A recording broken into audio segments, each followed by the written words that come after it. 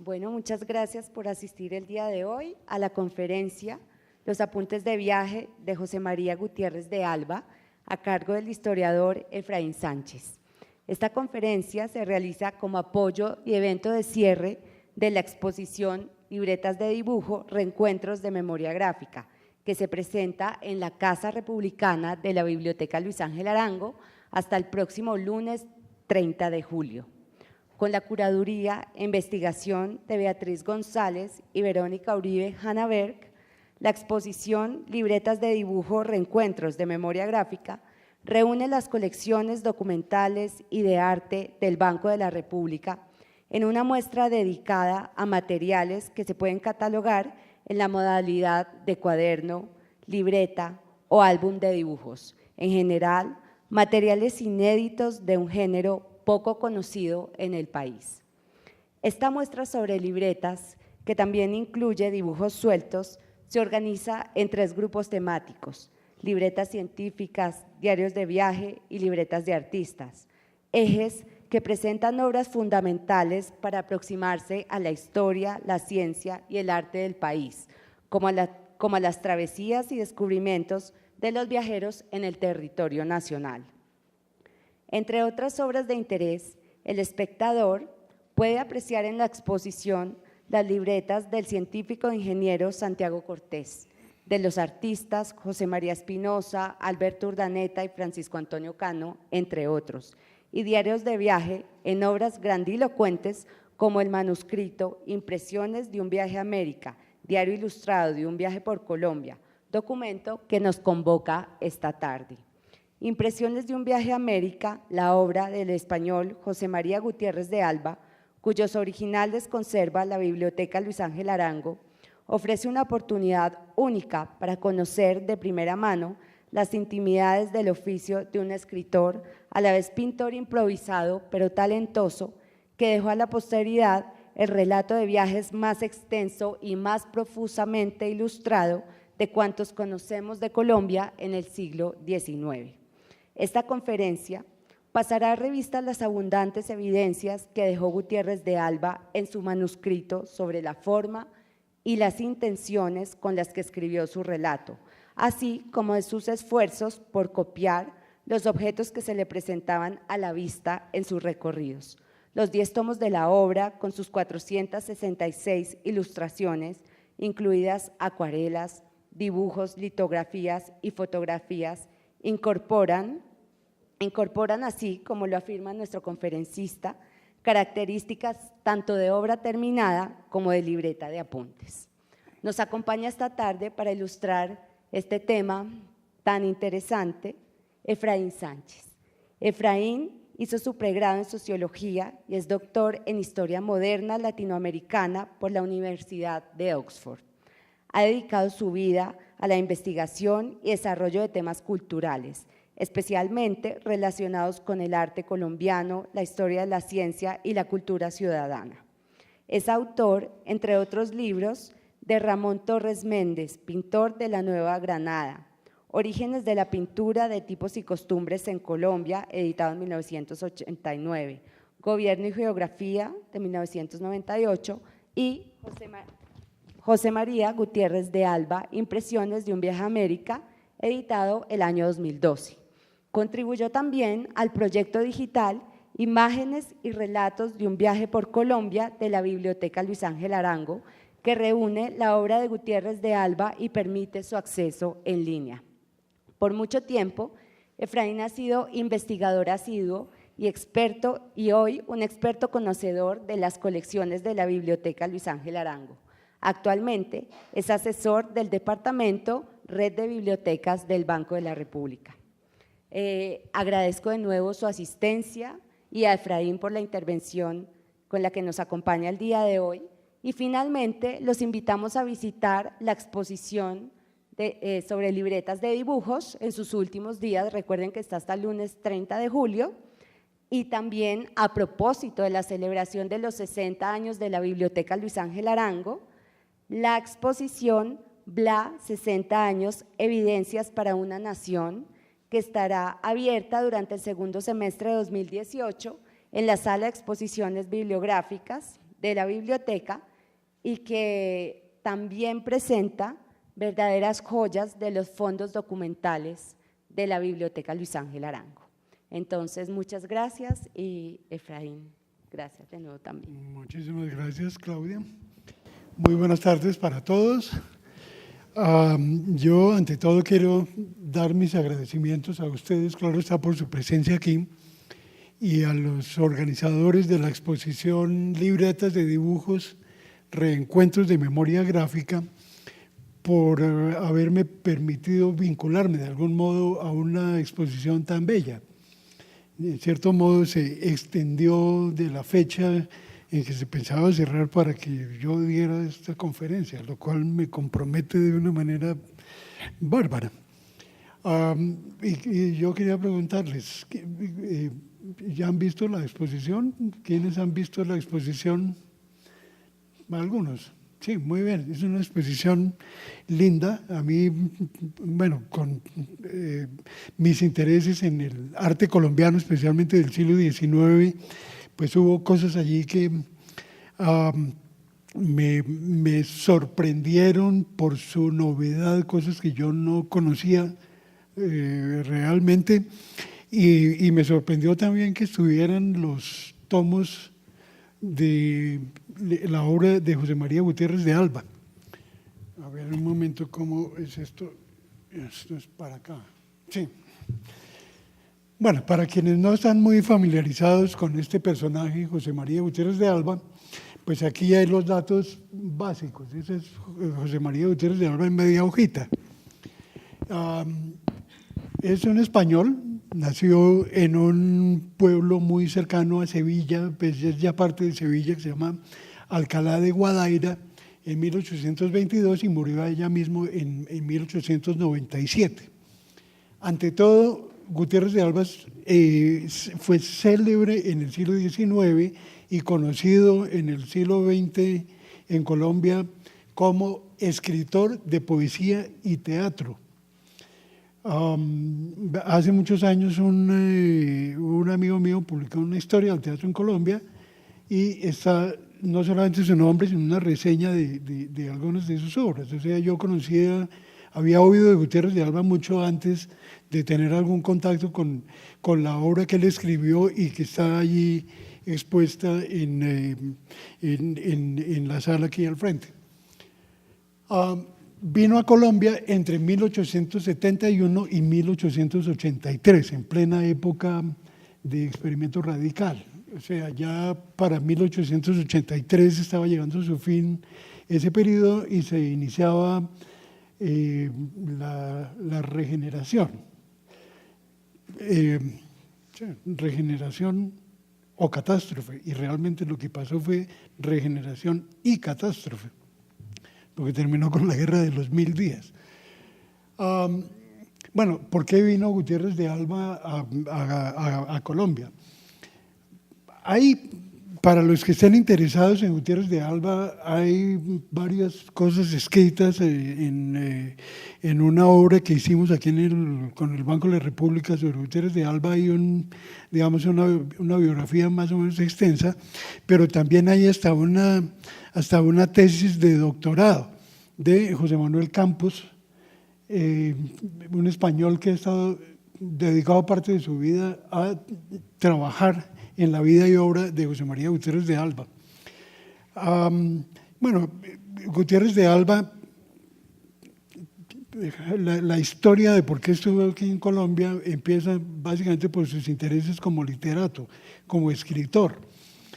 Y yo tengo la sospecha, porque los documentos no lo dejan ver así, pero yo tengo la sospecha de que él básicamente lo que quería era venir aquí a trabajar sobre el tema de la publicación de sus obras y la distribución de sus obras en América del Sur.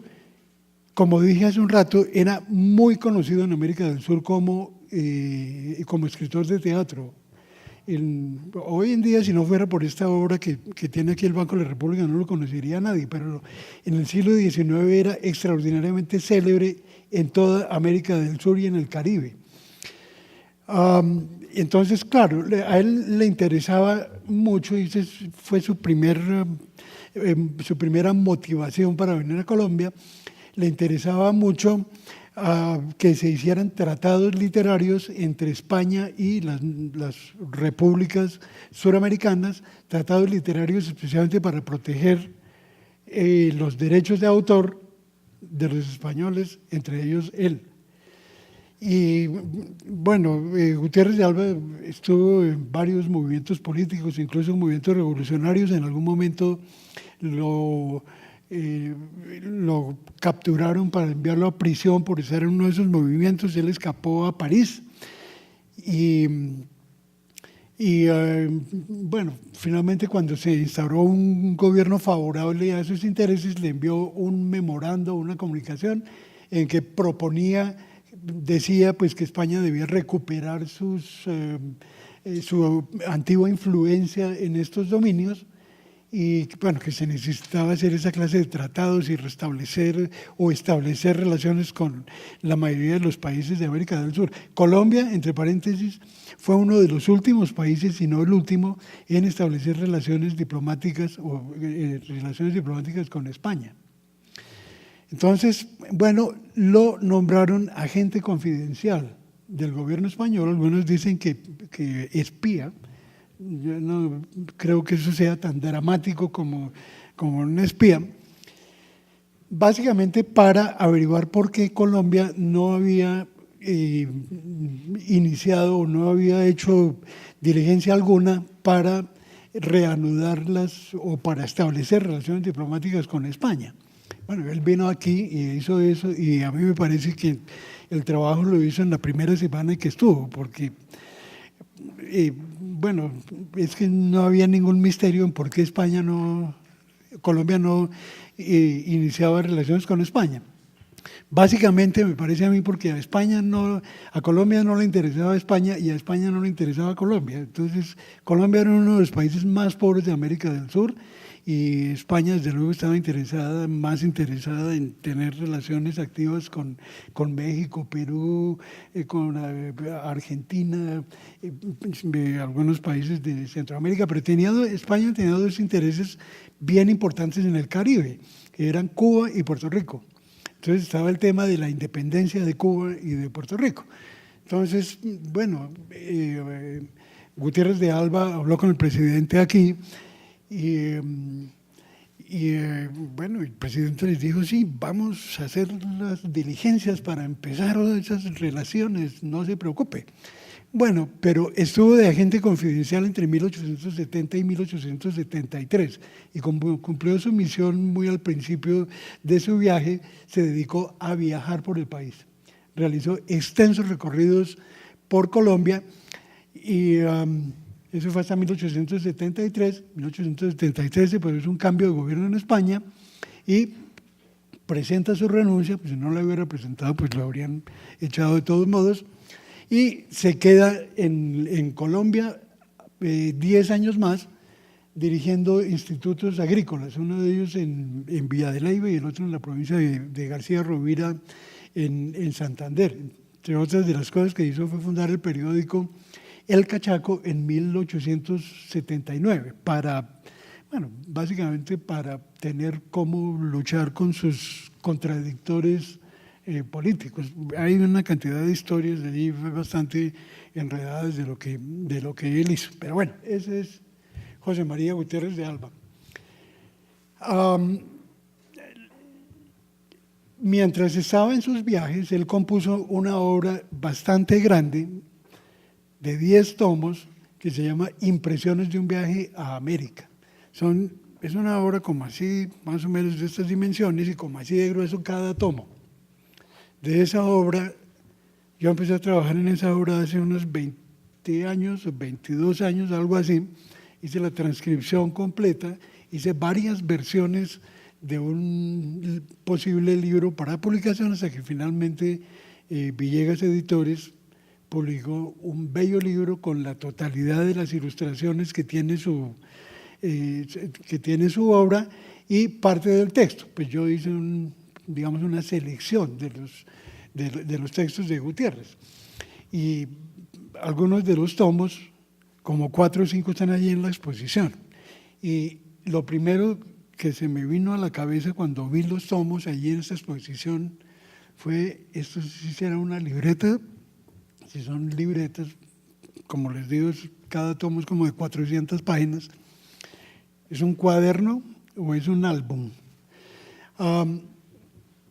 El tema de las libretas de apuntes, especialmente en lo que concierne al siglo XIX, me parece a mí que fue más bien la excepción que la regla entre los pintores colombianos, porque pues realmente eso es una cosa muy ordenada, tener uno su libreta de dibujos y entonces va y viaja y dibuja en su libreta de dibujos.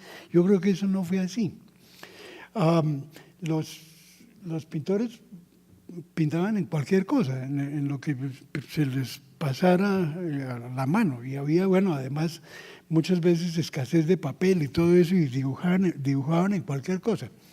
Yo tengo un libro que compré hace muchos años en un anticuario, que es una nueva geografía universal de José María Arroyo. Ese fue el libro de geografía más utilizado en las escuelas e incluso en las universidades en Colombia durante buena parte de la segunda mitad del siglo XIX. O sea, es decir, el libro de texto de geografía era ese. Este en particular perteneció a un escultor que se llamó Dionisio Cortés, que fue escultor, bueno, escultor, pintor, etcétera, nacido en Chiquinquirá. Bueno, ahí está, en una de las páginas iniciales, frente a la portadilla, Dionisio Cortés dibujó una cabecita y salió bastante linda. Es una obrita bella, ¿no? Pero no fue en una libreta de apuntes, fue en su texto de colegio de la nueva geografía universal. Bueno, también podían dibujar en cualquier cosa. Conozco, bueno, muchos de los manuscritos de Agustín Codazzi, por ejemplo, incluso con dibujos, no son libretas de apuntes, sino, por ejemplo, sobres de cartas, ¿no? Y bueno, pero es como hace uno también, alguien que tenga intereses en pintar, yo no sé qué, uno coge una servilleta y ahí pinta, ¿no? Entonces ahí el tema es, bueno, uno cómo definiría esta obra de Gutiérrez de Alba. Ahí están las definiciones del diccionario de la Real Academia. Es una libreta, es un cuaderno, no creo que sea ni libreta ni cuaderno, yo prefiero la denominación de álbum. La palabra álbum fue una palabra muy utilizada en el siglo XIX para referirse a varias cosas, para referirse en primer lugar a las libretas de apuntes, a las libretas de dibujos incluso, y para referirse a las colecciones de muchas cosas, colecciones, uno que mete en un álbum. Uno puede hacer un álbum de fotografías, uno puede hacer bueno, cada familia tiene su álbum de fotografías, bueno, ahora no, porque eso es en el celular, ¿no? Uno puede hacer un álbum de estampillas, por ejemplo, uno puede hacer el álbum Panini, ¿no? Pero bueno, me parece a mí que lo de Gutiérrez de Alba, si uno le busca un nombre, una denominación, es principalmente un álbum. Y de hecho, el título que inicialmente Gutiérrez de Alba quería ponerle a su obra era Álbum de dos mundos. Y entre paréntesis, bueno, se usaba tanto la palabra álbum que, por ejemplo, la colección de dibujos de la Comisión Coreográfica se llamó y todavía se llama el álbum de la Comisión Coreográfica. Está bueno, y aquí se guardan muchos álbumes, y en la Biblioteca Nacional también, ¿no? De personajes famosos del siglo XIX, son cantidades de álbumes. Entonces, bueno, esa obra de 10 tomos tuvo varios nombres. Uno cuando escribe un libro, tal vez en lo último que piensa es en el nombre, porque eso es lo más difícil de poner. Y lo mismo le pasó a Gutiérrez de Alba. ¿Qué nombre le iba a poner a su obra? El primero que se le ocurrió fue Álbum de dos mundos. Y el segundo que se le ocurrió fue Impresiones de mi viaje a la América del Sur, que está en la portada de un cuaderno de apuntes que está en la exposición esta que tenemos aquí al frente. En una de las portadillas, sin embargo, dice Apuntes de mi viaje a la América del Sur. Finalmente, el título por el que se decidió fue Impresiones de un viaje a América. Muy bien, y este es el cuadernito que está allí expuesto. Cuaderno para uso de, cuando yo era pequeño en el colegio, el cuaderno decía pertenece a, entonces, cuaderno para uso de don José María Gutiérrez de Alba. Muy bien, y esto es un álbum. ¿Qué había en el álbum de Gutiérrez de Alba? Pues el relato de su viaje, todas sus anotaciones, y había además recortes de toda clase de cosas, recortes de prensa, y aquí hay un poema que le dedicó uno de sus poetas. Eso, bueno, parte, por lo menos un tomo que yo me acuerdo, yo lo transcribí, pero eso nunca lo publicamos, por lo menos casi medio tomo está dedicado a recoger los poemas de otros poetas suramericanos que le cantaban a José María Gutiérrez de Alba. Este es un ejemplo. También algunos dibujitos. Ese librito que está ahí en la exposición tiene este dibujito en lápiz de colores que representa una balsa por el río Magdalena. Muy bien. Entonces, ¿qué metió Gutiérrez de Alba en su álbum? Metió 306 acuarelas y dibujos originales suyos. O sea, son 466 imágenes, 66 copias de láminas de la Comisión Coreográfica, 14 acuarelas y dibujos de otros artistas, 57 fotografías y 23 litografías. A ver, ¿cuáles fueron sus intenciones al componer ese álbum y cómo hizo el álbum? Imagínense ustedes un viajero en los caminos de Colombia en ese entonces a lomo de mula o a lomo de caballo o a pie, pues no era mucho lo que podía llevar consigo para el efecto de escribir su álbum de dos mundos. Bueno, eso fue lo que escribió Gutiérrez de Alba en las primeras páginas de su monumental obra. Al internarme en los bosques primitivos, quisiera yo haber tenido medios de estereotipar todas las plantas de sus selvas, todas las pintorescas orillas de sus ríos, todos los seres vivientes que animan aquellas soledades y todos los tipos de las diversas agrupaciones humanas llamadas tribus, con sus viviendas, sus armas, sus adornos, sus creencias, sus costumbres y su lenguaje. Del mismo modo, al llegar a una población más o menos civilizada, quisiera también haber podido copiar todos sus principales edificios, los tipos más característicos de sus diferentes clases sociales y cuanto pudiera explicar algo de su clima, su geografía y hasta de su historia. Esas eran sus intenciones.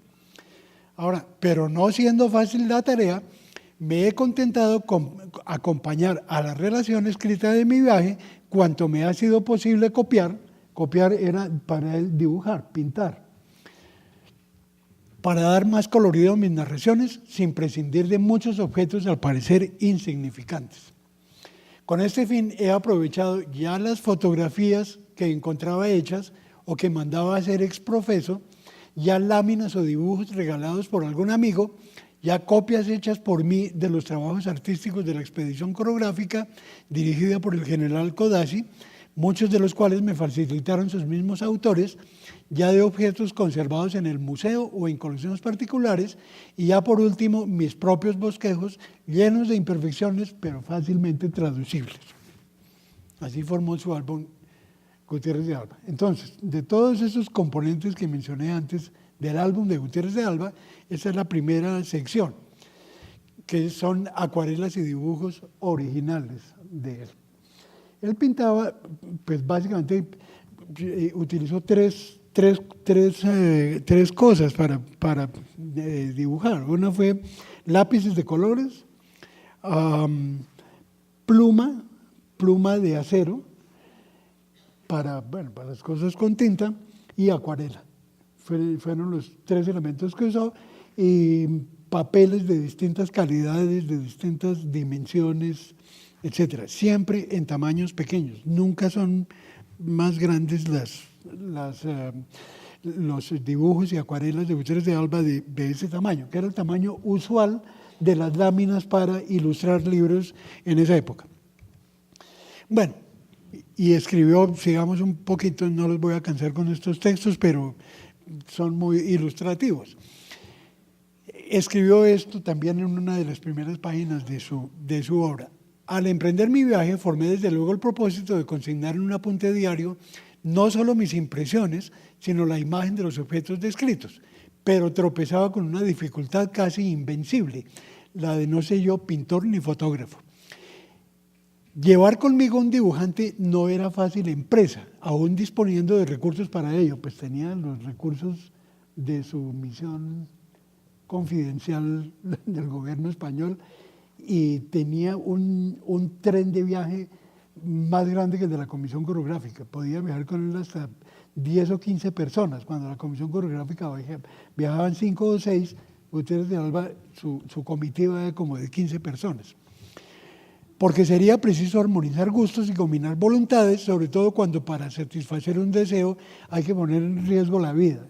Y eso era lo que pasaba en los caminos de Colombia. Cualquier viaje significaba poner en riesgo la vida. Hay unos versos de José Caicedo Rojas que retratan muy bien eso que uno sentía al viajar por los caminos de la Nueva Granada. Decía más o menos: gracias debemos dar al Altísimo, pues, si no nos han asaltado en el camino, si no nos hemos caído a un precipicio, etcétera, etcétera, ¿no? Eso era viajar, era poner en riesgo la vida. Pero bueno, no me quedaba más que un recurso y era acudir a las reminiscencias de mi niñez en el colegio, donde mal o bien se reciben lecciones de dibujo y copiar, aunque fuera con muchas imperfecciones, los objetos, procurando que los apuntes pudieran ser luego traducidos al lenguaje del arte por una persona entendida, y así lo hice. O sea, copiar para él era hacer los dibujos, copiar, pues estaba el original ahí, que era, digamos, una casa, y entonces la copiaba. Y traducirlo era que algún artista profesional los hiciera bonitos. Eso nunca pasó. Bueno, las reminiscencias de su infancia en el colegio, lo que aprendió de pintura, pues eran bastante endebles, como muestran muchos de sus dibujos y acuarelas. Esto es, en Puerto Rico fue la primera isla a la que llegó desde España, y representa a unos negros navegando por un cayuco o canoa en las costas de Puerto Rico. Entonces ahí uno puede ver que la destreza de Gutiérrez de Alba, incluso en el manejo de los lápices de colores, no era muy grande, y el manejo de conceptos como perspectiva y profundidad y todas esas cosas, pues tampoco, digamos, era muy diestro en eso. Este es otro dibujo hecho en Puerto Rico. Él llegó a la ciudad de Ponce, no llegó a San Juan, y representa a una familia de la que se hizo amigo, que fue la familia del señor Pagani y sus hijas. Entonces uno puede ver, bueno, más o menos están bien las figuras humanas, pero los muebles, como el piano, parecen pintados en la pared o sea, la perspectiva, y es muy... Bueno, y esto también es un bohío o casa de negros libres en Puerto Rico. Digamos que no había avanzado mucho desde sus lecciones que mal o bien le daban en el colegio de dibujo y pintura, no había avanzado mucho, y bueno, pero dejó ese gran legado. Aquí esto ya es en Colombia. Esto es un punto que se llama la Cuesta de Dolores, es el pueblo de Dolores en el Tolima, hoy existe, es el camino a los llanos orientales, se llamaban en esa época los llanos de Villavicencio, se llamaban los llanos de San Martín, porque Villavicencio era un pueblo miserable, San Martín era la capital del territorio, etcétera, y este era pues pasando del Tolima a San Martín. Es que en esa época, para viajar a Villavicencio, digamos, uno tenía que irse por Girardot. no porque no el camino directo bueno, no muy distinto ahora, ¿cierto? El camino a Villavicencio no era muy bueno. Pero ahí en la mitad, tal vez ustedes pueden ver, en la mitad de la imagen está la comitiva de Gutiérrez de Alba, que parecen hormiguitas caminando, ¿no? Andando por ese camino. Esa es, bueno, una gran cantidad de las imágenes de Gutiérrez de Alba son con esa calidad y con ese estilo, pero eso les agrega también, obviamente, cierto encanto. Sin embargo, uno puede encontrar que ciertamente Gutiérrez de Alba mejoró con el tiempo. Este es uno de sus viajes ya 1870 y tantos, 73, o algo así, de su viaje al Caquetá. Y esta es una ranchería de indios en el pueblo de Los Canelos. O sea, hay una gran diferencia entre esta ranchería y la cabaña de negros de Puerto Rico, ¿no? Aquí ya maneja otros conceptos, es mucho más diestro en el manejo de los colores, de la profundidad, de la perspectiva, etcétera, etcétera. Y hay unos que me parecen a mí que, bueno, tuvo grandes logros. Esta es una vista del Valle del Magdalena desde el Alto del Sargento. Ese era uno de los sitios más terroríficos para los viajeros, porque eran unos precipicios impresionantes. Hoy en día el sitio se conoce como Cordillera del Sargento, existe todavía se llama así, y es bajando hacia Honda. Entonces, en la parte donde ya se ve el Magdalena, allá está. Entonces, mire, uno ya puede ver que ese señor tiene dotes de paisajista. Allá al fondo, veladas por la bruma, se ven las grandes alturas de la cordillera central. Y allá, serpenteando el río Magdalena, ya, digamos, empieza a tener muestras de buena factura, de buen pintor. Creo que en lo que él logró mejores resultados fue en la ilustración botánica. Estas son unas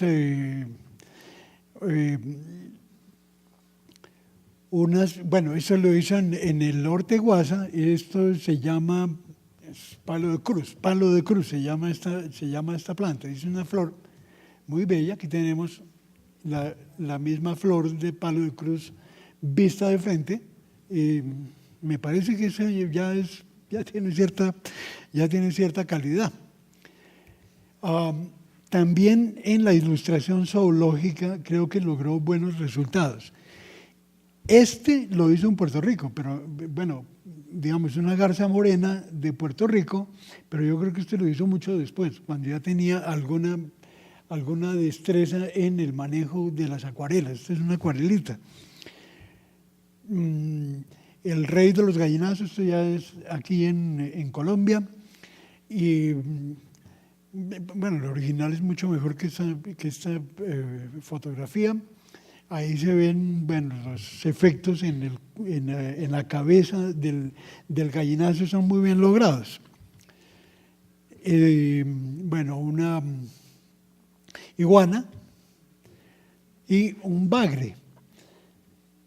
Todos estos dibujos él los hacía sobre el natural, o sea, ese bagre lo pescaron y lo pescaron con arpón, obviamente todavía el arpón.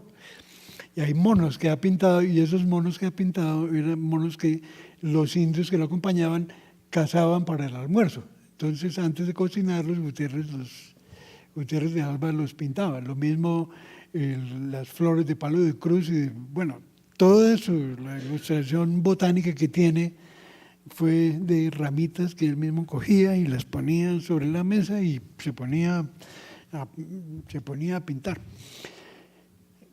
Bueno, no hay mucho más que decir sobre la técnica de Gutiérrez de Alba, pero sí hay algunos aspectos que pueden parecer anecdóticos, pero que son interesantes.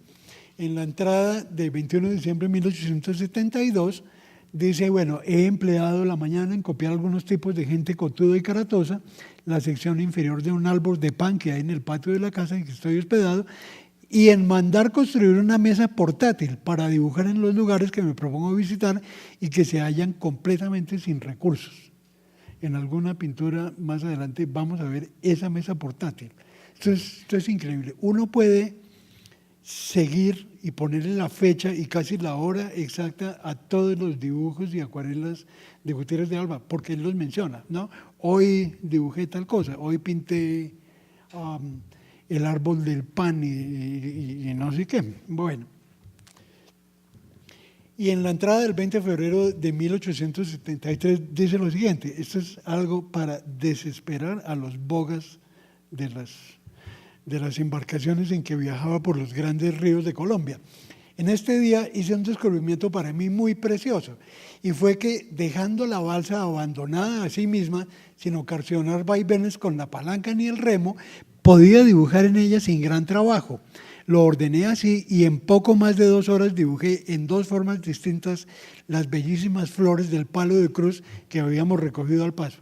Flores del palo de cruz que vimos anteriormente. Imagínense la desesperación de los bogas con este señor ahí: déjenme aquí tranquilo, no muevan el remo ni nada, sino quédense quietos para que yo dibuje. 2 horas. Bueno, ahí está. Bueno, ese es un asiento, no está a la mesa, tal vez no lo tengo aquí, pero en alguna de esas imágenes está la mesa que se mandó construir. Pero este tiene un detalle bien interesante, y es, él utilizaba para escribir y para componer, bueno, la línea de algunos de sus dibujos, plumas de acero. Y esas plumas de acero se desgastaban bastante rápido y él las tiraba.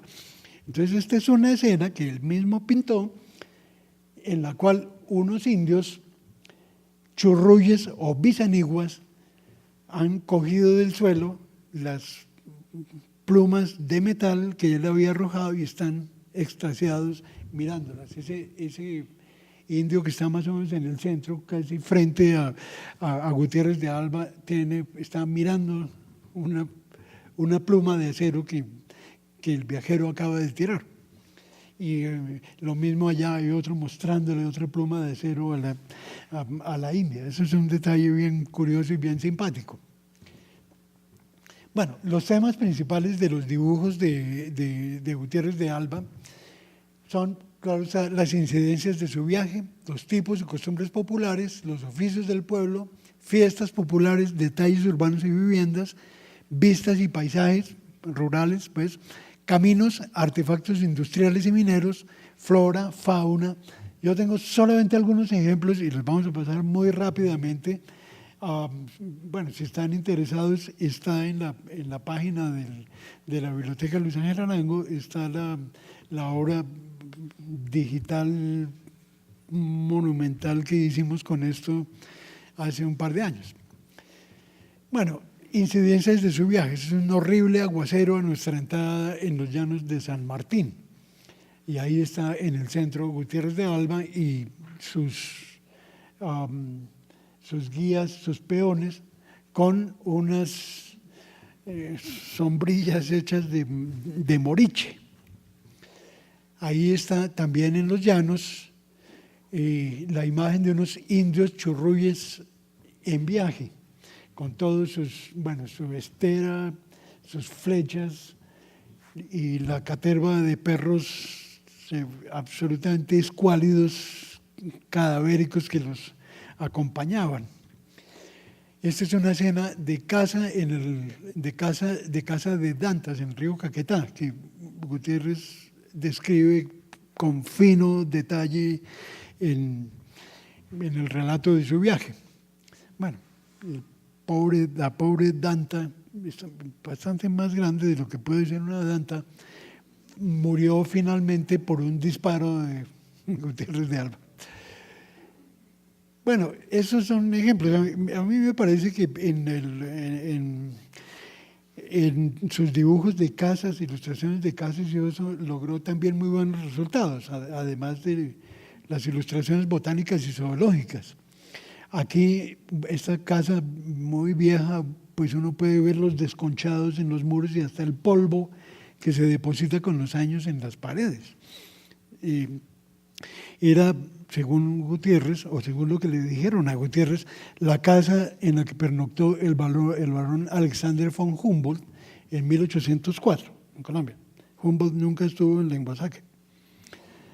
El que sí estuvo en Lenguasaque fue Jean-Baptiste Bousangot, que fue otro de los grandes científicos que estuvo en Colombia. Nunca llegó a ser tan célebre como Humboldt, pero él sí estuvo allá en Lenguasaque.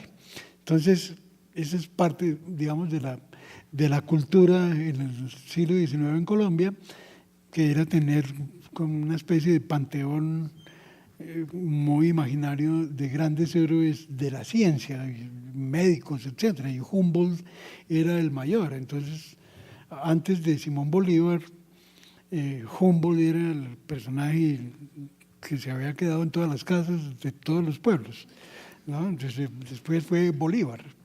Uno puede en cada pueblo contar 30 casas donde estuvo Simón Bolívar. Bueno, ese es Gutiérrez de Alba, el autor en traje de viaje, con una capa de paja que es llamada una verdadera choza portátil, y había sido inventada y era confeccionada por los quineros, por los recolectores de quina en esa zona. Este es su viaje al territorio del Caquetá. Pues ustedes saben, una de las explotaciones que hubo en Colombia, digamos, de monoproducción, fue la quina. Y la quina básicamente se acabó porque la tumbaron toda, todos los arbolitos de quina los acabaron. Pero bueno, Gutiérrez estuvo en esa época y utilizó ese medio de viaje que tenían los indios quineros. Y este es el escribiente de Gutiérrez de Alba, que viajaban en una, bueno, a lomo de persona. Había dos clases de cargueros en Colombia en el siglo XIX. Era el carguero de líchigo y el carguero de silla. El carguero de líchigo era el que llevaba carga de, bueno, mercancías y todas esas cosas, y el de silla era el que llevaba personas, porque las llevaba en una silla. Eso pasó desde Humboldt hasta hoy. En algunas partes de Colombia todavía hay cargueros de silla. En el Chocó, por ejemplo. Bueno, estos son unos indios cargueros conduciendo un piano de Honda a Bogotá, con el barro a media pierna. Y esto es también, esto es interesante, un indio carguero entre Honda y Bogotá, con su gran caja de madera a la espalda, muy informalmente llevando esa carga, ¿no?, que es muy frágil, allá dicen muy frágil. Entonces la parte de arriba la lleva, ¿no? Ahí está marcado por dónde debe ser, por dónde se debe poner en la parte de abajo de la caja y después la parte de arriba, pero ponerle eso a un carguero de Honda que no sabe francés, ese es el Servientrega de entonces, sí. Bueno, las ruinas de la casa en que murió Gonzalo Jiménez de Quesada. Este es un dibujito muy, muy bien hecho, muy detallado. En el viaje que hizo, uno de los últimos viajes que hizo Gutiérrez de Alba fue a Mariquita. Ahí, bueno, esta parte es bien interesante, la parte de las máquinas, de los artefactos industriales. Hay unas cosas sensacionales allí. Yo traje dos nomás, pero hay muchos ejemplos. Estos son martillos y aparatos de decantación en la mina de Bocaneme. Esas eran minas en el sector de Mariquita. Pero hay, por ejemplo, una de una barca movida por rueda de paletas, como la de los vapores, en la laguna de Fuquene. Entonces, en la laguna de Fuquene, pues resulta que como no tenían vapor, pero la embarcación se movía con rueda de paletas, entonces tenía un torniquete que hacían girar dos hombres encima de la embarcación. O sea, son cosas bien interesantes que, digamos, detalles bien desconocidos de la vida colombiana en el siglo XIX. Y estos son derrumbes por la máquina hidráulica, una máquina que producía un enorme chorro. O sea, es difícil imaginar cómo se hacía eso, sin vapor. Bueno, usando seguramente la gravedad, podían lograr eso. Esta es bien interesante, en la calle principal de la Mesa Cundinamarca, desde la puerta del hotel. Lo interesante que tiene es que esas son las primeras imágenes de la modernidad en Colombia. Ahí tenemos el telégrafo, ¿no? Los postes y la línea telegráfica que ya ha pasado por la mesa. Y eso fue seguramente lo hizo Gutiérrez de Alba en el mismo año en que se puso la línea telegráfica. Bueno, pintaba toda clase de paisajes. Esta es la laguna de los Ortices, que queda en Santander, una laguna muy bella. La pintó de día y la pintó de noche. La misma laguna de los Ortices de noche. Bueno, copias de láminas de la Comisión Coreográfica. Y para quienes no están tan familiarizados con la Comisión Coreográfica, esa fue la empresa que llevó a cabo el primer mapa oficial y sistemático del país, dirigida por Agustín Codazzi. O sea, el Instituto Agustín Codazzi, en la 30 con no sé qué, se llama así por Agustín Codazzi, el que fue jefe de la Comisión Coreográfica. La Comisión Coreográfica hizo el mapa oficial del país que se mantuvo vigente hasta las primeras décadas del siglo XX, cuando vino la Oficina de Longitudes, que especialmente hizo los mapas de límites con los demás países. Después de la Oficina de Longitudes vino el Servicio Geográfico del Ejército y después el Instituto Geográfico Militar, al que se le cambió el nombre en la década del 50 por Instituto Geográfico Agustín Codazzi. Bueno, esta era, aparte de mapas, la comisión estaba encargada de hacer un texto de geografía física y política del país y además, pues aparte de eso, un relato del viaje ilustrado con imágenes de todo lo que sucediera en la expedición. Pues lo más preciado, digamos, para los colombianos del siglo XIX y también eso continuó en el XX, lo más preciado de la Comisión Coreográfica fueron sus láminas. Las láminas que hoy siempre se han conservado en la Biblioteca Nacional. Bueno, eso es una cosa, se creó toda una mitología en torno a las láminas de la Comisión Coreográfica. José María Vergara y Vergara escribió un articulito en el que decía que pues con este país donde hay tanta desidia y tanto descuido por parte del gobierno, los pintores de la comisión hicieron miles de láminas, más de 2.000 láminas que entregaron al gobierno. Y claro, entonces esa fue la idea que prevaleció sobre las láminas de la Comisión Coreográfica. Resulta que no fue así. Yo hice un cálculo de cuántas láminas realmente se hicieron y el plan de Agustín Codazzi era hacer más o menos unas 200 láminas, de las cuales se conservan cerca de 160 en la Biblioteca Nacional, o sea, no se perdieron tantas. Pero bueno, un escritor del siglo XIX describió la caja en la que se guardan las láminas de la Comisión Coreográfica como un tesoro, ¿no?, que guarda maravillas para el país. Y era una de las primeras cosas. Hoy a los extranjeros importantes tal vez les mostramos el Museo del Oro. En esa época les mostraban las láminas de la Comisión Coreográfica. Y obviamente a Gutiérrez de Alba le mostraron las láminas. Muy al principio de su viaje, recién llegado a Colombia, y ahí fue cuando decidió a dónde iba a ir y qué era lo que iba a hacer en su viaje. Él quería hacer su propia versión de la Comisión Coreográfica. Quería visitar los sitios que visitó la Comisión Coreográfica. Y pues en alguna parte explica, bueno, como había tantas cosas que ya la Comisión Coreográfica había copiado del natural, él lo que iba a hacer era copiar algunas láminas de la Comisión Coreográfica. Entonces, este es un original de Manuel María Paz, uno de los pintores de la Comisión Coreográfica, en la provincia de Casanare, que se llama Vista General de los Llanos, una laminita muy bella, y esa es la copia de Gutiérrez de Alba. Le puso el solecito, entonces, y llamó Salida del Sol en los Llanos. Es la misma lámina, pero con el solecito saliendo. Aquí están las dos puestas una al lado de la otra. Son más o menos del mismo tamaño. Arriba está la de original de Manuel María Paz y abajo la de Gutiérrez de Alba.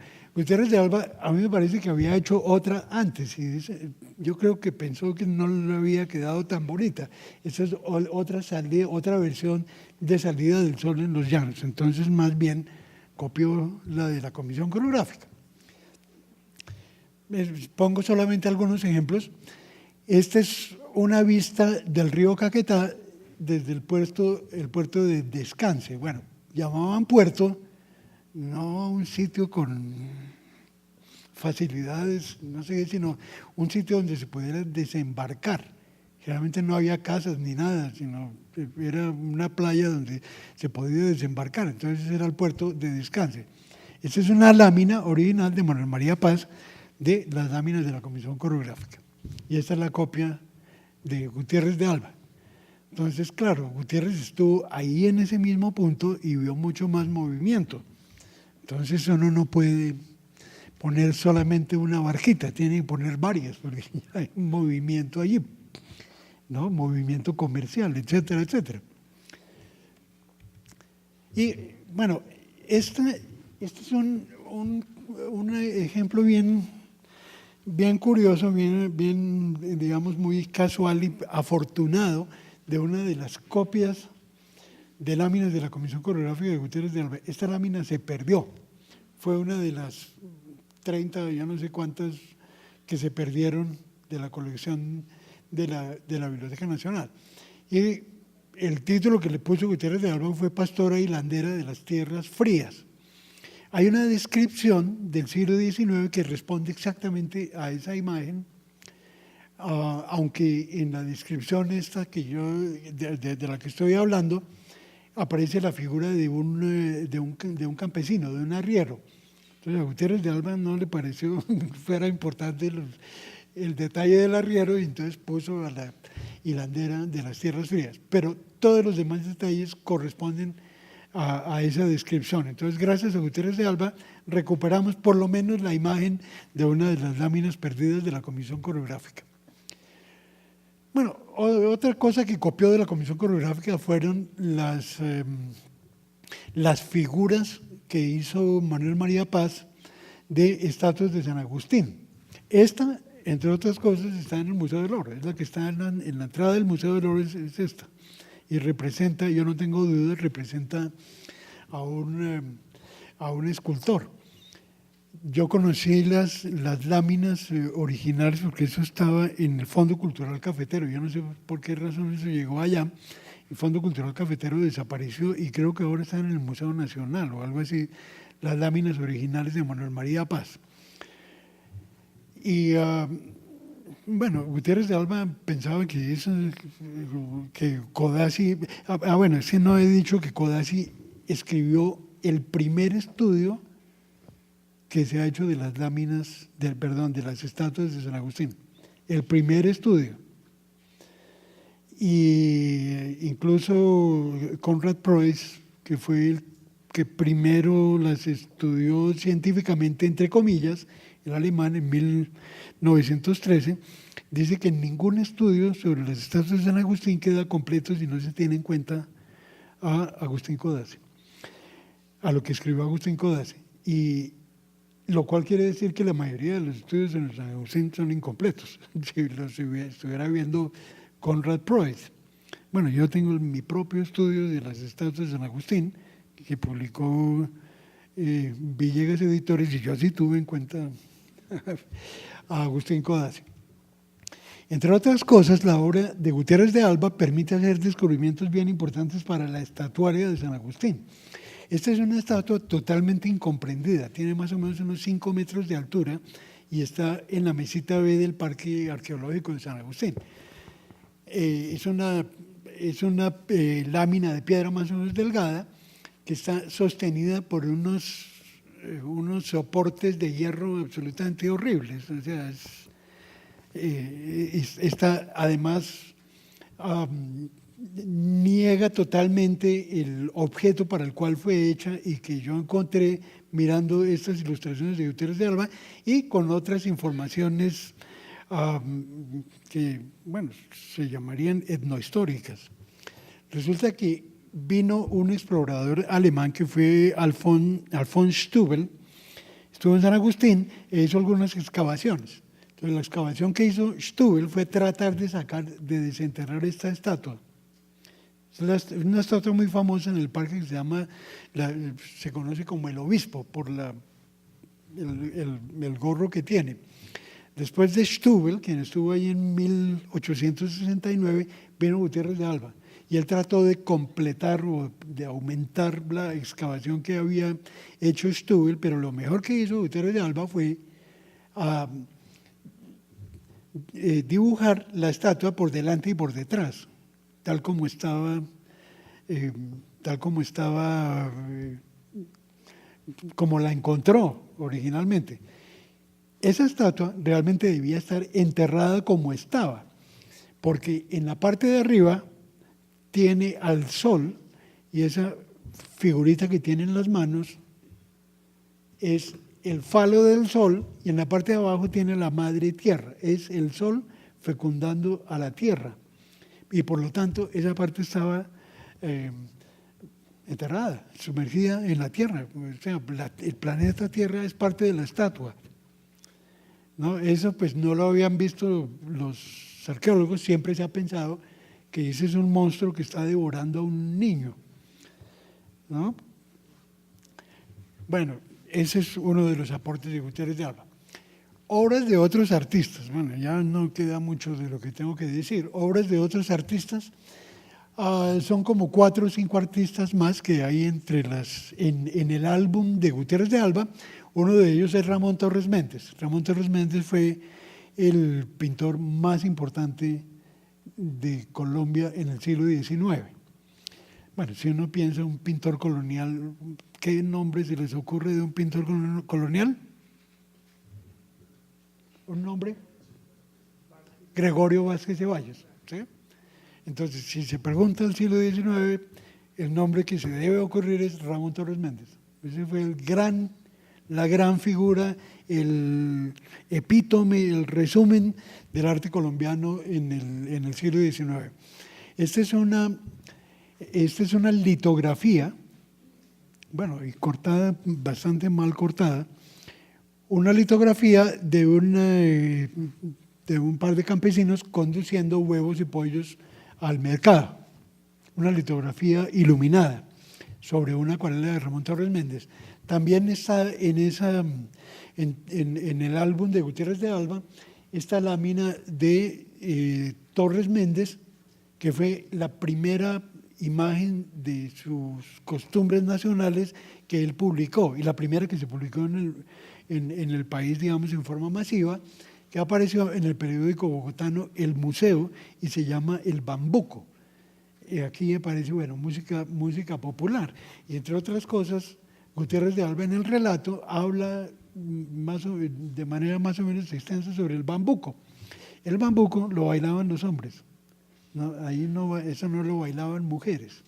Por eso están ahí esos dos señores o ese señor bailando el bambuco con los instrumentos típicos de la época, que entre otras cosas,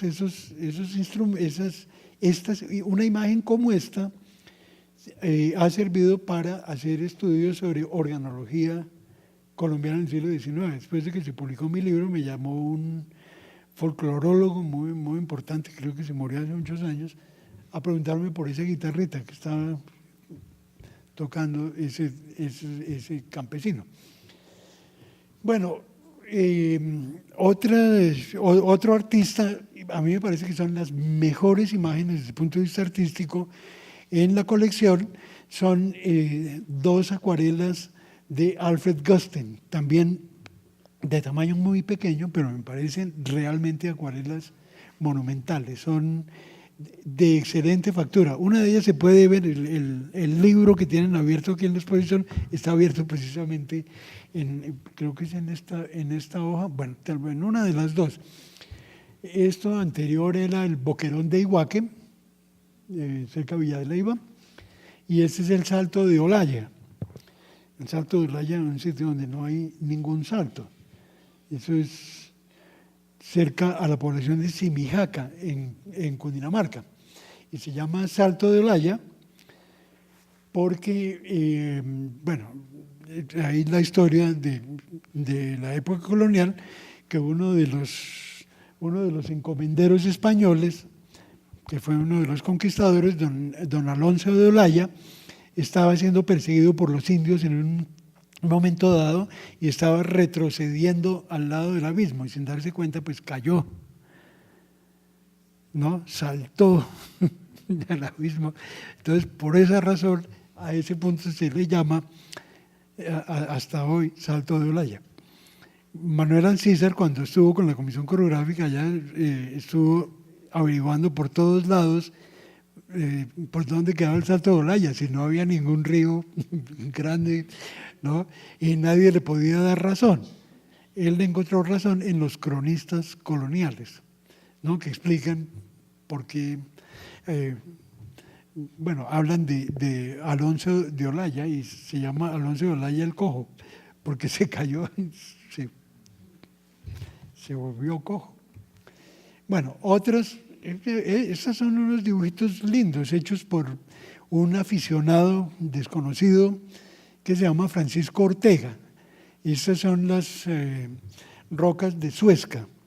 Y dice Gutiérrez de Alba que le impresionaron tanto esas rocas que él mismo empezó a hacer unos dibujitos de las rocas, pero entonces conoció a don Francisco Ortega y dijo, no, pues yo para qué voy a hacer dibujos si estos están excelentes, y los puso en su diario. Bueno, fotografías. El tema de la fotografía es un tema de particular importancia en el siglo XIX y no es un tema tan obvio. Gutiérrez de Alba mismo pensaba que, bueno, que ojalá hubiera podido él llevar un fotógrafo a sus excursiones, ¿no? Pero resulta que había varios problemas con la fotografía. Uno era un problema técnico, digamos más bien logístico, y era que pues las cajas de las cámaras eran bastante grandes y era muy difícil cargarlas a todos lados. El otro era un problema técnico más complicado y que Gutiérrez explica en la experiencia que tuvo al intentar tomar una foto a la laguna de Guatavita, porque se consiguió un fotógrafo que lo iba a acompañar.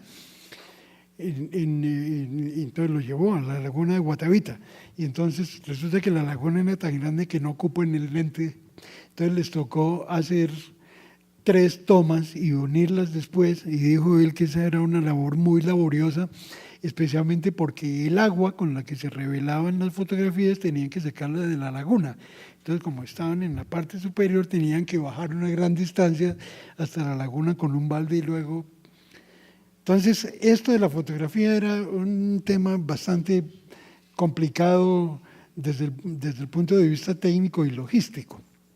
Aparte de que los fotógrafos, o sea, Gutiérrez de Alba no logró convencer a ninguno de que lo acompañaran por allá a sus expediciones al Caquetá y al Tolima y a Santander y esas cosas. Pero había otro problema más grave con la fotografía, y es que la fotografía no respondía a un valor esencial en el mundo visual en el siglo XIX en países como estos, y era el tema de la fidelidad, de la semejanza a la realidad. Por esta razón, aunque esto parezca contradictorio. Y hay varios chistes en periódicos, uno encuentra varios chistes a este respecto. Uno de esos chistes era de una señora que se mandó a tomar una foto de uno de los principales artistas que tenía estudio fotográfico en Bogotá. Entonces vio la foto y dijo, uy, pero quedé tan fea. Y le dice el fotógrafo, pues mi señora, la cámara recoge la realidad tal como es. Entonces, Y el problema era ese, o sea, es que esa persona que está ahí tan fea no soy yo, ¿no? O sea, la fotografía no sirve para retratar la realidad de lo que yo soy. Por esa razón, cuando apareció la fotografía, aquí apareció muy temprano en Colombia, en 1839 ya había fotografía. 1839 fue el mismo año en que se lanzó, digamos, el invento de la fotografía en París. Y aquí ya hay fotos de ese año. Por esa razón, el arte del retrato, que fue el género principal cultivado en el siglo XIX, no desapareció. Por el contrario, se fortaleció, se consolidó después de la introducción de la fotografía. Porque si me van a pintar, si yo voy a tener una imagen para la posteridad, tiene que ser una imagen en que se vea lo respetable que soy yo y lo cultivado, etcétera, etcétera. Eso no lo toma la fotografía, sino eso lo hace el pintor. ¿Sí? Entonces, por esa razón, la fotografía no era tan... Ahora, por lo menos en las láminas de la Comisión Coreográfica, a la Comisión Coreográfica tampoco le hubiera servido llevar un fotógrafo, porque aparte de los problemas logísticos y técnicos, las láminas de la Comisión Coreográfica son composiciones, donde se muestra no exactamente digamos, lo que cabe en un marco, sino son composiciones de objetos como pues yuxtapuestos para mostrar las características de una región. Eso no lo toma la fotografía, sino eso lo hace un pintor. Tengo algunos ejemplos de fotografías. Bueno, ¿cómo obtenía Gutiérrez de Alba sus fotografías entonces? En este caso, esa es la plaza de Villa de Leyva, con árboles. Pero tiene árboles porque es la procesión del Corpus, y el Corpus era la festividad más importante en Colombia en julio, y los campesinos llevaban sus productos a la plaza y los exhibían allí, y en honor al Sagrado Corazón de Jesús o al Corpus, yo no sé, ponían allá árboles, ¿no? Entonces había un fotógrafo ambulante, estamos hablando de 1873, había un fotógrafo ambulante y a él le compró la foto. Esta es una fotografía bien curiosa, bien rara, es una de las pocas fotografías sobre temas de trabajo que existen en Colombia. Son trabajadores de las minas de esmeraldas de Muso. Y lo que hay arriba, esa parte blanca, es un gran chorro de agua que se usaba para pues remover la tierra e ir sacando las esmeraldas. Esa es una maravilla de fotografía. Se la dio el director de la mina de Muso.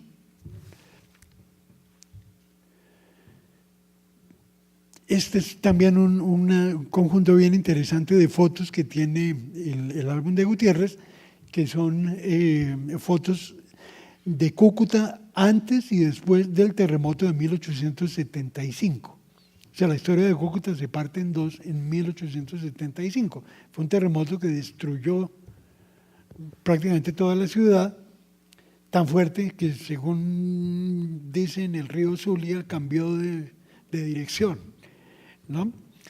Y Gutiérrez de Alba tiene fotos, eso es bien interesante, fotos de la ciudad antes y después del terremoto. Y aquí, esta es una bien simpática. Eso es en Curazao. Y obviamente contrató a un fotógrafo para que lo tomara. Y ese señor que está ahí parado en la entrada de la logia masónica La Igualdad es José María Gutiérrez de Alba. O sea, en ninguna parte dice que es masónico, pero ahí lo descubrimos. Litografías. Hay, bueno, ya dije cuántas litografías hay, como, no sé, bueno, no me acuerdo cuántas, pero de las litografías del álbum de Gutiérrez, la única que tengo como ejemplo para mostrarles es el verdadero retrato de Nuestra Señora, la Virgen del Rosario de Chiquinquirá. Y anota Gutiérrez de Alba, estampa que venden en Chiquinquirá por miles de ejemplares. Y es hecha en París, fue litografiada en París por la litografía de Pintat, allá es dice en alguna parte el nombre del litógrafo francés que la hizo. Bueno, todo esto, los libros que están aquí en la exposición, obviamente Gutiérrez de Alba pensaba en publicarlos. Y uno podría casi que afirmar que todos los pintores de laminitas de costumbres del siglo XIX buscaban que sus obras se difundieran de manera masiva, por medios mecánicos, por medio de la litografía.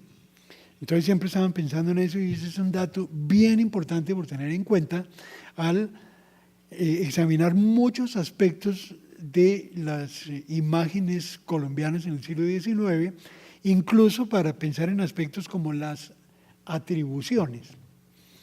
Yo tengo varias observaciones que hacer al catálogo del Banco de la República de sus imágenes, porque no están bien atribuidas y se dejaron llevar por el engaño del proceso de publicación de estas imágenes en el siglo XIX. Bueno, la obra de Gutiérrez de Alba pues nunca llegó a publicarse, o sea, no pasó del boceto a la litografía, se quedó en el dibujo o tal vez en la acuarela. Se publicó en realidad pues 120 años después, casi 120 años después de muerto Gutiérrez de Alba, cuando la publicamos aquí con Benjamín Villegas. Pero sin embargo tengo otros ejemplos que me parecen a mí que son buenos aportes y son primicias, como la cabecita esa de Dionisio Cortés que vimos al principio. Esa nunca la había visto nadie sino yo, y ustedes son los segundos en ver esa cabecita de Dionisio Cortés. Y esto tampoco, lo que van a ver ahora es un detalle bien desconocido de la obra de la Comisión Coreográfica. Aquí tenemos en la exposición un álbum de una libreta de dibujos, esa sí libreta de dibujos de Manuel María Paz, uno de los pintores de la Comisión Coreográfica. Es una copia facsimilar. A mí me regaló el rector de EAFIT, quien hizo la publicación, me regaló también una copia igual a la que está ahí expuesta. Es un elemento bien importante para el estudio de las láminas de la Comisión Coreográfica, pero no tan importante como esto que ustedes van a ver aquí, que es… bueno, esto es otro de los aspectos que hay que tener en cuenta, ¿no? O sea, estaban pensando en publicación. En las crónicas de viaje ilustradas siempre hay una relación directa entre la imagen y el texto. Eso parece obvio, pero no lo es tanto y hay que tenerlo siempre muy en cuenta simplemente cuando mira esas imágenes y cuando lee esos textos. Mire, o bien la imagen se hizo específicamente para ilustrar un texto, o bien el texto se escribió específicamente para describir o explicar una imagen. ¿Sí? Esas son las dos funciones de las ilustraciones y sus textos, los textos que las acompañan. Bueno, esta es una lámina de la Comisión Coreográfica, de las que está en la Biblioteca Nacional. Es la Casa de Boyacá en la provincia de Tunja, que es uno de los pocos elementos originales que se conservan en el campo de Boyacá, de cómo fue de lo que había allí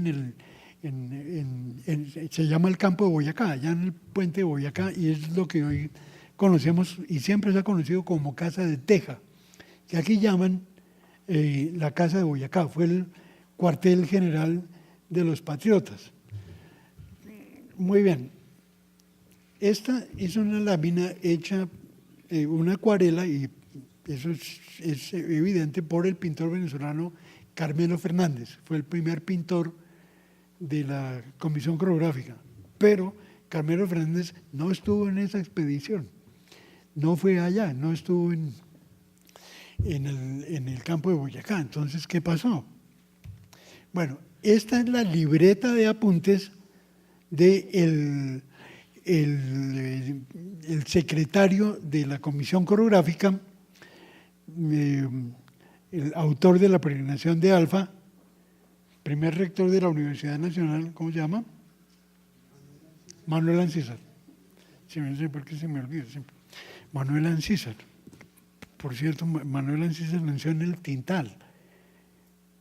Esa, donde queda la biblioteca del Tintal, esa era la casa de Manuel Ancísar, ¿no? Y tiene otro nombre, se llama, no me acuerdo cómo se llama, pero se les olvidó que esa era la casa de Manuel Ancísar. Bueno, esa es la libreta de dibujos de Manuel Ancísar. Y aquí hay varias cosas interesantes. Hay anotaciones, está el boceto hecho por Manuel Ancísar, secretario de la Comisión Coreográfica, y hay anotaciones de estilo. Por ejemplo, casa casi caída, cielo, páramo, bueno, hay otros letreros allí, pared de barro sucio, ¿no? Son anotaciones de Manuel Ancísar para el pintor. Todavía no se sabía quién iba a ser el pintor de la comisión. Esto fue en el viaje de la comisión que fue en el primer semestre de 1850. Y solo en diciembre de 1850 el gobierno designó a Carmelo Fernández como primer pintor de la comisión coreográfica. Bueno, y ese es el resultado. O sea, esto fue lo que hizo Carmelo Fernández sobre las indicaciones de Manuel Ancísar. Bueno, esa es una comparación del borrador con la acuarela de Carmelo. Esa es otra, empecé esta vez por el boceto que hizo Manuel Ancísar de el estrecho de Furatena, ¿no? En la leyenda indígena, pues Fura representa al hombre y Tena a la mujer, y ahí están Fura y Tena. Son los dos, digamos, parte de esa dualidad en el universo muisca. Aquí no hay sino dos indicaciones. Bueno, una es el río Minero y la otra habla ya de monte. ¿Cómo lo hizo Carmelo Fernández? Pues así. ¿Sí? Entonces, aquí, esta imagen de quién es, ¿de Carmelo Fernández o de Manuel Ancísar? Pues Manuel Ancísar es el pintor, obviamente, es el que hizo esta acuarela, pero sobre un boceto de Manuel Ancísar. ¿Sí? Bueno, ahí hay una comparación. Perdón la fotografía, pero esta yo la tomé cuando el archivo de Manuel Ancísar estaba ese archivo estuvo durante muchos años en Buenos Aires. Después lo trajeron a la casa de sus descendientes, una finca en Tenjo, y allá fui yo a visitarlo y le tomé algunas fotos. Hoy está en la biblioteca de la Universidad Nacional. La señora Ancísar, que lleva ese apellido, se lo legó a la biblioteca de la Universidad Nacional. Bueno, y ya casi terminando, ya para terminar. Ese es otro caso bien interesante del tránsito de la imagen original a la litografía.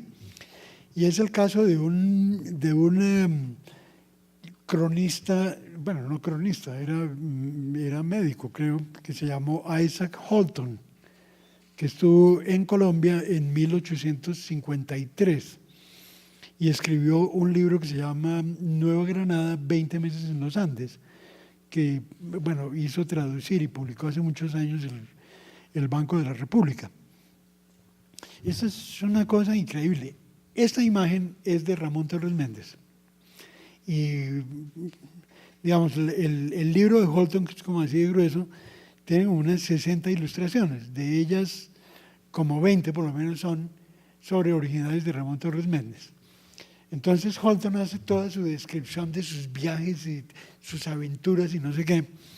Y si uno no conociera a Ramón Torres Méndez, creería en todo lo que dice Holton. Pero resulta que varias de las descripciones de Holton y varias de sus aventuras suceden en el interior de las láminas de Ramón Torres Méndez. Por ejemplo, esta es la lámina original de Torres Méndez, y eso fue lo que hizo la reproducción que se hizo en Estados Unidos de la lámina de Torres Méndez para el libro de Holton. Entonces dice Holton que viniendo él mismo de la población de Cáqueza, después de pasar a una hondonada, se encontró con una familia que venía de allá, de Cáqueza. Entonces esa familia se podía ver bien con el señor del hogar, con un bebé en brazos y con su ruana, y una figura sobre un caballo que si se desenvolviera como una momia, dice Holton, se descubriría que es una señora muy elegante de Bogotá. Y dice, también habla del personaje que los acompaña, que ese no parece un criado, ese no es un criado, sino es un señor también de la alta sociedad, porque pues no está descalzo, pero sí lleva un vestido muy pobre. Entonces él dice que lo que pasó fue que en Cáqueza ese señor lo jugó todo en la plaza de mercado y perdió. Entonces, como lo jugó todo, se quedó hasta sin vestido y le tocó venirse con una ropa prestada hasta llegar a Bogotá, donde podía cambiarse su ropa. Hay otra imagen de Holton que es la de una muchacha a la que le pone hasta nombre y se inventa toda una historia de su relación con esa muchacha. Holton, ese es el papel tan importante de las imágenes en el siglo XIX. Y la última que quiero mostrarles es esta, que es otra versión, es la versión que aparece en el álbum de Gutiérrez de Alba, otra versión de la obra original de Ramón Torres Méndez, la familia de campesinos de Tierra Fría con su criado en viaje. Bueno, no era su criado según Isaac Holton. Y bueno, uno la puede comparar con esta. Esta es la misma lámina, solo que son láminas iluminadas a mano, porque todavía no. Esto es mediados de siglo, esto es 1851 cuando se hicieron estas láminas, y todavía no se había desarrollado el arte de la cromolitografía, y era algo todavía muy, muy costoso. Y esta, bueno, me quedó la iluminación bastante fea, dañó bastante la litografía original sobre acuarela de Ramón Torres Méndez. Entre otras, esta litografía sí se hizo en Bogotá, no se hicieron en París como se hacía la mayoría, sino se hizo en Bogotá en la litografía de los hermanos Celestino y Jerónimo Martínez. Bueno, ya se acabó. Si tienen alguna pregunta, algún comentario. Bueno, buenas tardes y muchas gracias por su hermosa e interesante exposición. Me gustaría que ampliara un poco, por favor, a propósito de esa relación del texto con la imagen y de la imagen con el texto. ¿Cómo ocurría, por ejemplo, con otro tipo de trabajos como el periodismo y la edición de otro tipo de libros? Muchas gracias. Sí, bueno, tal vez uno podría hacer otra charla de estas sobre ese tema específico, pero hay que pensar en cuanto al siglo XIX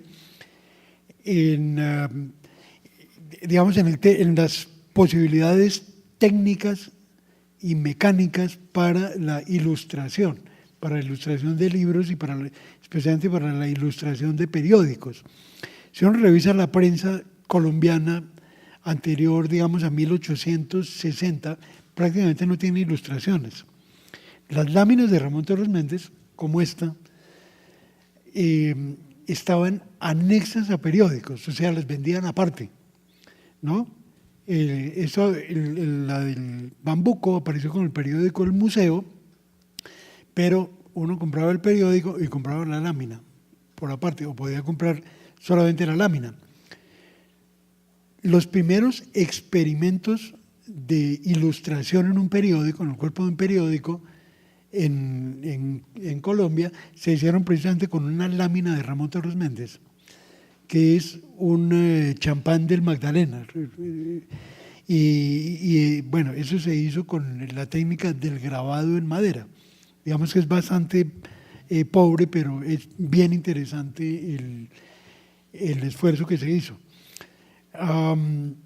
Aquí la litografía pues empezó a usarse desde el siglo XVIII, pero realmente bueno, desde el siglo XVIII le trajeron los jesuitas y después expulsaron a los jesuitas y se llevaron sus litografías y no sé qué.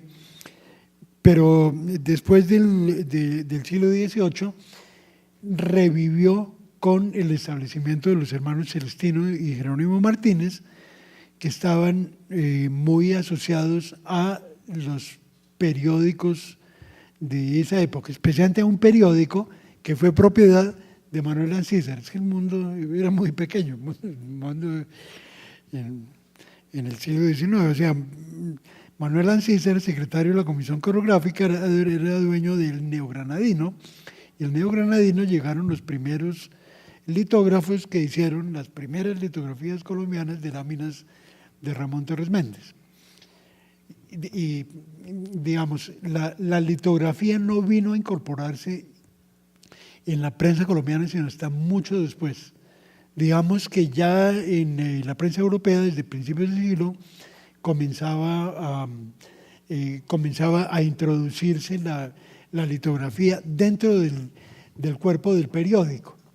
Y por supuesto, los libros ilustrados ya pues eran bastante comunes y muchas veces las litografías simplemente se insertaban en los libros, no formaban parte, digamos, de los pliegos que se imprimían con el texto, sino pues se insertaban. Uno lo puede ver hoy en día en los periódicos y en los libros, puede ver las dificultades técnicas y cómo se vencieron en el siglo XIX. Otro aspecto es la relación ya más estrecha y, digamos, más semántica entre la imagen y el texto. Ekfrástica, creo que se llama hoy una palabra que se usa para hablar de las imágenes sin imagen, pero eso es una cosa ya muy posmoderna para mí. Pero estábamos llegando de un mundo en que las imágenes eran principalmente las imágenes religiosas. Era un mundo en que digamos, hablando de un país como Colombia, los colombianos no conocían a sus vecinos de región, incluso, pero nunca los habían visto ni siquiera en imagen. Aparte de que viajaban poco, las imágenes eran imágenes de la época colonial, o sea, no hay imágenes de la realidad física cotidiana. Entonces, una obra como la Comisión Coreográfica, con el diccionario geográfico que pensaba publicar y con el relato de las expediciones que pensaba publicar, quería llenar ese vacío. Entonces, los textos tenían que estar muy relacionados con las imágenes. Y si uno lee La peregrinación de Alfa, uno encuentra que la peregrinación está muy pensada para que incluya esas acuarelas que hizo después Carmelo Fernández, ¿no? O sea, pero de todas maneras había que tener el cuidado, y eso lo tuvo Manuel Ancísar, de tener en cuenta que existía la posibilidad de que no se llegara a publicar el libro, o sea, que se publicara de manera provisional, como en efecto se hizo. La peregrinación de Alfa se publicó, bueno, inicialmente se publicó por entregas en el Neogranadino y después se hizo una edición provisional en forma de libro, sin ilustraciones. Pero como en Colombia, en el siglo XIX, y creo que en buena parte del XX, lo provisional es lo definitivo. Entonces, la peregrinación de Alfa de Manuel Ancísar quedó así como la imprimieron en el siglo XIX. Yo no sé si ya les dije que la peregrinación de Alfa es el relato de las 2 primeras expediciones de la Comisión Coreográfica, con la descripción de todos los lugares, etcétera, etcétera, ¿no? Entonces, las imágenes debían corresponder con esos textos. De ahí que Manuel Ancísar, quien redactó la peregrinación de Alfa, o sea, redactó el relato de las 2 primeras expediciones, también había hecho los bocetos de las láminas que iban a ilustrar esa obra. O sea, así era de cercano la relación del texto con la imagen. Y obviamente, bueno, uno puede decir muchas más cosas. Buenas tardes. Buenas tardes. De antemano, muchísimas gracias por el trabajo. Creo que, digamos que a los que no tenemos mucha experiencia en este tipo de exposiciones nos aclara muchísimo el panorama. La pregunta va más dirigida hacia, de pronto, que nos dé su percepción frente a la investigación histórica, el papel de la investigación histórica en Colombia. Digamos que estamos en una época en donde cada vez somos más lejanos de nuestra historia, ¿sí? Y en ese orden de ideas quisiera que nos dé su percepción al respecto. Bueno, sí. Yo soy historiador y yo hice mi tesis doctoral en Oxford sobre la Comisión Coreográfica, y mi experiencia fue la siguiente. O sea, yo le iba a llamar todo lo que usted siempre había querido saber sobre la Comisión Coreográfica y nunca se había atrevido a preguntar. Y lo que encontré es que se había publicado muchísimo sobre la Comisión Coreográfica, pero siempre repitiendo lo que otros habían escrito en el siglo XIX. O sea, no había habido avance en el conocimiento histórico desde el siglo XIX hasta, bueno, hasta que yo aparecí ahí sobre la Comisión Coreográfica, a pesar de haber sido algo tan importante para el país y al cual se le daban, bueno, tantos elogios como la Comisión Coreográfica. Entonces, falta de investigación, en parte porque en el país no había facultades de historia.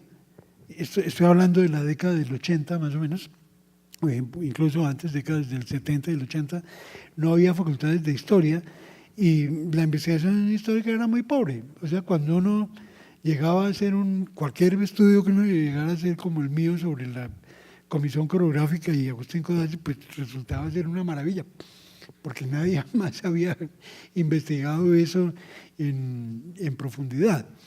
Pero creo que eso ha cambiado bastante. Yo, pues en este momento estoy leyendo una cantidad de libros para un premio muy importante que dan en este país, del cual me designaron un jurado, y hay una buena cantidad de libros de historia.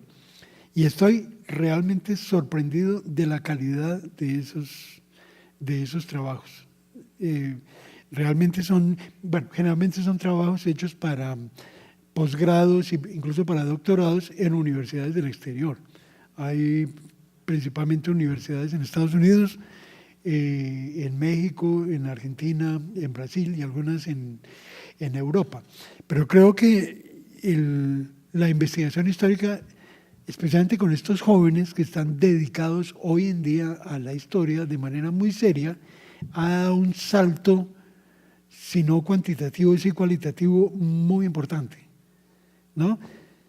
Digamos, eso es un país de muchas contradicciones. Acabamos de pasar por la experiencia de que la recuperación de la enseñanza de la historia en los colegios fracasó, ¿no? Con el proyecto ese que había presentado Vivian Morales y que, bueno, originalmente el proyecto era que volvía a ser obligatoria la enseñanza de la historia.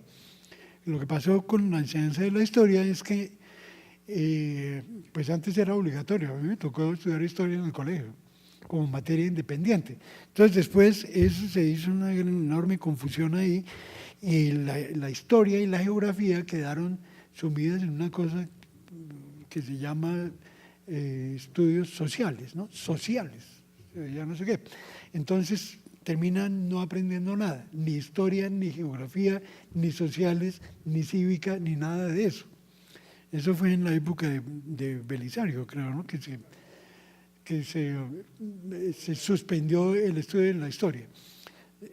Últimamente, en este año, pues se hizo un esfuerzo y convencieron a Vivian Morales de que presentara ese proyecto de ley. El Ministerio de Educación, entre otras cosas, se opuso. Al Ministerio no le gustó la idea de la enseñanza de la historia y resultó hubo una ley que se aprobó y el gobierno de Santos se felicita por el éxito extraordinario que tuvieron con la reimplantación de la enseñanza de la historia, pero esa ley no cambió absolutamente nada. O sea, la historia sigue en los estudios sociales. Lo que pasa es que los rectores de los colegios y los profesores, no sé qué, van a poder decidir darle énfasis a la enseñanza de la historia, o sea, exactamente como estaba antes de la ley. Eso no fue ningún avance. Entonces, si no hay enseñanza de la historia en los colegios, obviamente cuando el estudiante colombiano desde la década de los 80, el estudiante colombiano no tiene ni idea de en qué país vive, ¿no? El que ingresa a la universidad a estudiar, yo no sé, ingeniería, medicina, derecho incluso, no tiene idea de en qué país vive, ¿no? Incluso puede preguntar quién fue Jorge Eliezer Gaitán a un curso de estudiantes universitarios hoy en día y estoy casi seguro que la mayoría no tiene ni idea de quién fue ese señor. ¿Cuál es la mujer más importante en la historia de Colombia? ¿Quién es? Shakira, obviamente, ¿no? Y eso no es un chiste, o sea, eso pasó realmente hace un año o dos. Hicieron una encuesta en universidades y colegios preguntando cuál era la mujer más importante en la historia de Colombia y resultó ser Shakira. Entonces, bueno, uno puede imaginar lo que puede ser la cultura política incluso de los colombianos cuando eso pasa con la enseñanza de la historia, ¿no? Pero bueno, otra historia muy distinta es la de los estudiantes que van al exterior y yo siempre, bueno, siempre no, pero sí había pensado que había un problema aquí con los estudiantes de historia universitarios y es la moda de los estudios coloniales y el poscolonialismo y todas esas cosas posmodernas. En su mayor parte una enorme cantidad de paja, porque no entienden, es que es muy difícil uno cuando vive aquí, tal vez en la Macarena o yo no sé qué, escribir como Foucault. Y entonces los estudiantes creían que eran Foucault, y uno no es Foucault. Uno es estudiante Pedro Rodríguez que vive en la Macarena, entonces tiene que y escribir sobre las necesidades reales que tiene el país en historia. Entonces a mí, con mi obra sobre la comisión coreográfica, entonces me dijeron que era muy tradicionalista, porque yo no le metí lenguaje incomprensible. O sea, yo lo que escribo y lo que he escrito siempre, a mí me gusta que me lean, ¿no? Y que me entiendan, no que no me lean y que no me entiendan. Por eso yo nunca publico ni en revistas indexadas ni nada de eso. Yo lo que quiero es que, digamos, que avance el conocimiento y en la contribución pequeña que yo pueda dar, bueno, lo hago. Pero con esa moda del posmodernismo, que a mí me parece que es principalmente entre estudiantes de los primeros semestres, o sea, primeros semestres de historias y de muchas otras disciplinas sociales de que son Foucault. Entonces escriben como Foucault y por lo tanto no se entienden ni ellos mismos. Pero estos que yo estoy leyendo en este momento, que son estudiantes jóvenes ya más serios, más avanzados, de doctorado, de estudiantes de posgrado, realmente están tomando la cosa de manera muy seria. O sea, yo sí espero ver en los próximos años una muy buena producción en libros de historia, por esa razón. O sea, yo realmente me reconcilié con los jóvenes historiadores, porque no todos se creen Foucault, aunque usan a Foucault, de estos nuevos, ¿no? Usan a Foucault, pero no quieren escribir como Foucault, sino como lo que son, como gente que quiere contribuir al conocimiento del país. Bueno, pues muchísimas gracias, Efraín.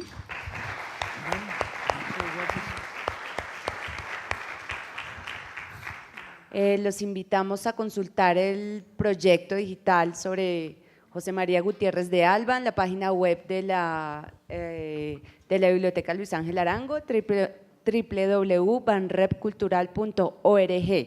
Igualmente pueden consultar esta conferencia y las demás conferencias de nuestra actividad cultural en el canal de YouTube Banrep Cultural, al que les sugerimos suscribirse.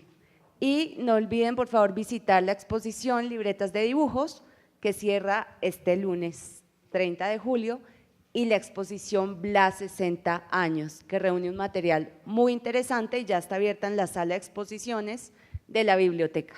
Mil gracias, que estén bien.